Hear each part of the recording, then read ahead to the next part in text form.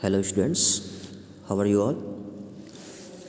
पिछले क्लास में हम लोगों ने एक्सपर्ट डिटेक्टिव लेसन के क्वेश्चन आंसर देखे थे।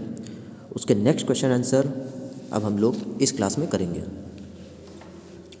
क्वेश्चन है, why does Maya think mister Nath is a crook.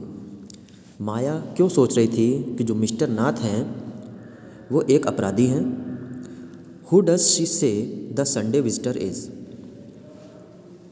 उसने जो संडे को जो विजिटर आते थे उसके बारे में क्या कहा, उसके बारे में क्या सोचा। सल्यूशन है, Maya thought that mister Nath was a crook because he had a strange appearance. Maya ने सोचा कि जो मिस्टर नाथ हैं वो क्रिमिनल हैं क्योंकि वो कुछ अलग तरीके से दिखाई देते थे, कुछ अद्भुत दिखाई देते थे। फिर क्वेश्चन है, हु डज शी से the Sunday visitor is. Sunday visitor कौन थे। तो इसका आंसर है नेक्स्ट पार्ट में कि she thought that the Sunday visitor was his accomplice in criminal. जो संडे को जो विजिटर आते थे, जो रविवार को उनके घर जो आते थे मिस्टर नाथ के, वो भी क्रिमिनल हैं, उनके साथ में काम करते हैं, ऐसा माया सोच रही थी। She said that the visitor perhaps kept all the loot and would come now and then to give a part of it to his partner for expenses. तो जो विजिटर थे वो आते थे, वो ये सोचते थे कि वो इनके घर आते हैं और जो भी सामान होता है लूटा हुआ वो इनको कुछ हिस्सा दे देते हैं आकर मिस्टर नाथ को उनके खर्चे के लिए। नेक्स्ट क्वेश्चन है, does Nishad agree with Maya about mister Nath. क्या निषद माया से सहमत था जो भी मिस्टर नाथ के बारे में सोचा गया था, जो माया सोच रही थी। How does he feel about him. जो निषद था वो मिस्टर नाथ के बारे में कैसा महसूस कर रहा था, क्या सोचता था। सॉल्यूशन है, no Nishad did not agree with Maya about mister नाथ।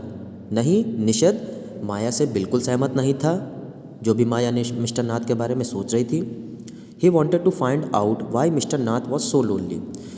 वो ये देखना चाहता था कि मिस्टर नाथ अकेला क्यों महसूस करते हैं, क्यों अकेला रहते हैं, अकेले क्यों रहते हैं। फिर नेक्स्ट पार्ट है इसका, how does he feel about him. उनके बारे में, मिस्टर नाथ के बारे में निषद क्या सोचता था।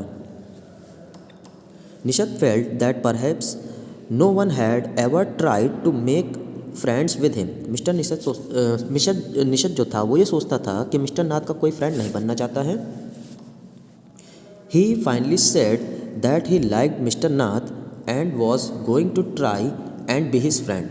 फिर उसने ये सोचा, उसने ये कहा कि वो मिस्टर नाथ का फ्रेंड बनेगा। Maya's theories did not make any impression on him. जो माया की बातें थी वो निषद के ऊपर कोई भी प्रभाव नहीं डाली। अब उसके बाद हम लोग एक्सरसाइज को देखेंगे।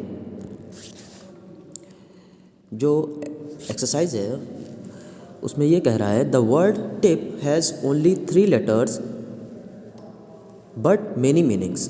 जो हमारा शब्द टिप है इसमें सिर्फ 3 ही लेटर हैं पर इसकी कई सारी मीनिंग होती हैं। Match the word with its meaning below. जो इधर लेफ्ट हैंड पे वर्ड्स हैं उनको हमको राइट साइड में उनकी मीनिंग से मैच करना है। अब जैसे हम लोग फिंगर टिप शब्द यूज़ करते हैं तो फिंगर टिप का क्या मतलब होता है, the ends of one's finger. किसी के हाथ की उंगलियों का आखिरी हिस्सा, जो ऊपर का हिस्सा होता है उंगली का, उसे फिंगर टिप्स कहते हैं। सेकंड है the tip of your nose. इसका मतलब है the pointed end of your nose. जो आपके नाक का ऊपर का नुकीला हिस्सा होता है उसे ही हम लोग टिप ऑफ योर नोज़ कहते हैं। थर्ड है tip the water out of the bucket. इसका मतलब है empty a bucket by tilting. इसका मतलब है कि बाल्टी से पानी खत्म करना उसको टेढ़ा करके। चौथा है have something on the tip of your tongue. इसका मतलब है be about to say something, कि कुछ कहने के लिए तैयार होना। कुछ कहने जा रहे हो तो उसका मतलब होता है have something on the tip of your tongue. Fifth है टिप द बोट ओवर। इसका मतलब है मेक द बोट ओवरटर्न, जो नाव है उसको पलट देना। सिक्स्थ है टिप हिम ए रुपी। आप लोगों को तो पता है कि जब रेस्टोरेंट वगैरह में हम लोग जाते हैं तो वेटर्स को टिप देते हैं। यहाँ पे उसी टिप की बात हो रही है। इसका मतलब है give a rupee to him to thank him, कि वेटर को रुपए देना कि धन्यवाद, आपने सर्विस अच्छी दी। सेवेंथ है the tip of the bat. इसका मतलब है the end of the bat, bat का आखिरी हिस्सा। एट्थ है the police were tipped off. इसका मतलब है द पुलिस वर टोल्ड और वार्न्ड, कि पुलिस ने कुछ बताया या वार्न किया। If you take my tip. इसका मतलब है if you take this advice, अगर आप मेरा एडवाइस, मेरी सलाह लेना चाहते हैं। टेंथ है the bat tipped the ball.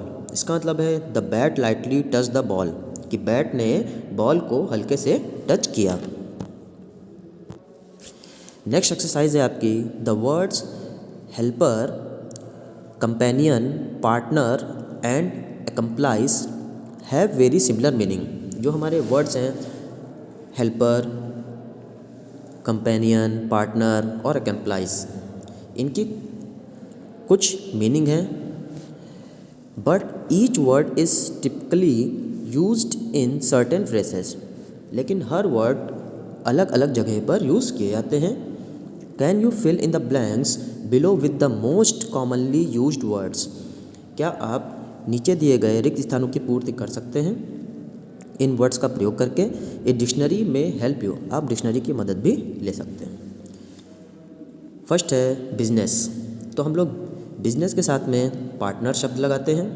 फिर है माई dash on the journey, my companion on the journey. Companion मतलब होता है जो साथ में चल रहा हो या काम कर रहा हो, तो जर्नी मतलब होता है यात्रा, तो यात्रा में जो साथ चल रहा है। थर्ड है I am mother's little helper. मैं अपनी माता का हेल्पर हूँ, उनकी मदद करता हूँ। फिर है फोर्थ वाला a faithful companion such as a dog. हमें पता है कि जो डॉग है वो फेथफुल वफ़ादार जानवर होता है, तो सबसे वफ़ादार जो साथी होता है वो डॉग होता है जानवरों में। द थीव्स एक्म्प्लाइज, जो चोर होते हैं वो एक्म्प्लाइज होते हैं, मतलब क्रूर होते हैं और क्रिमिनल होते हैं। फाइंड ए गुड हेल्पर, एक अच्छा सलाहकार ढूंढ लो। Tennis, golf, bridge, partner. तो टेनिस, गोल्फ और ब्रिज, इनके सब में खेलों के साथ में पार्टनर यूज़ होता है। एट्थ है his accomplice in his criminal activities. उनके क्रिमिनल एक्टिविटीज़ में वो सहभागी है, जो भी उसने गलत काम किया है वो उसका सहभागी है। तो स्टूडेंट्स, ये आप अपने नोट्स तैयार करते रहिएगा। आपका यहाँ पे ये लेसन समाप्त होता है, इसके क्वेश्चन आंसर समाप्त होते हैं। Thank you and wait for next class, next lesson.